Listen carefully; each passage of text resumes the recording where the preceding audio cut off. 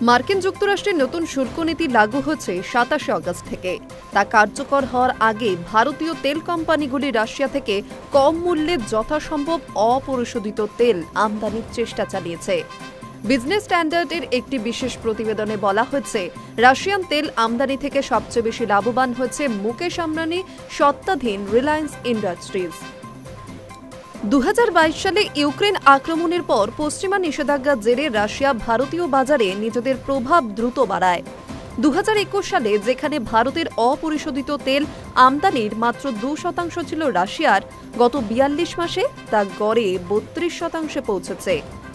২০২৫ সালে জুনের রেকর্ড ৪৫% আমদানি রাশিয়া থেকে এসেছে, অর্থাৎ ভারতের বাইরে থেকে আমদানি হওয়া প্রায় প্রতি ২ ব্যারেলের মধ্যে একটি এসেছে রাশিয়া থেকে। বিজনেস স্ট্যান্ডার্ডের প্রতিবেদনে আরও বলা হয়, এই পুরো আমদানির মধ্যে দুটি বেসরকারি সংস্থা রিলায়েন্স ইন্ডাস্ট্রিজ এবং রাশিয়ার রসনেফট পরিচালিত নায়ারা এনার্জি ৪০%-এরও বেশি শেয়ার রয়েছে। শুধু এই দুটি সংস্থায় ২০২৫ সালে এই পর্যন্ত দৈনিক গড়ে ৮,৮১,০০০ ব্যারেল রাশিয়ান তেল আমদানি করেছে। অন্যদিকে ৭টি ভারতীয় আমদানিকারীর মধ্যে রাষ্ট্রায়ত্ত সংস্থাগুলি তুলনামূলকভাবে অনেক কম সুবিধা পেয়েছে, কারণ তাদের দেশীয় বাজারে নিয়ন্ত্রিত মূল্যে জ্বালানি সরবরাহের দায়িত্বও রয়েছে। রিপোর্ট অনুযায়ী রিলায়েন্সের জামনগর রিফাইনারি একাই দেশের সবচেয়ে বড় সুবিধাভোগী। জুন ২০২৫-এ রিফাইনারির দৈনিক ১.৩৬ মিলিয়ন ব্যারেল প্রক্রিয়াকরণ ক্ষমতার মধ্যে ৭,৪৬,০০০ ব্যারেলই এসেছে রাশিয়ান তেল থেকে, যা মোট উৎপাদনের অর্ধেকেরও বেশি। জামনগরের মোট উৎপাদনের প্রায় ৬৭% রপ্তানি হয়েছে, মূলত ইউরোপ এবং এশিয়ার বাজারে। রিলায়েন্স একাই দেশের মোট জ্বালানি রপ্তানির ৭১% সামলেছে।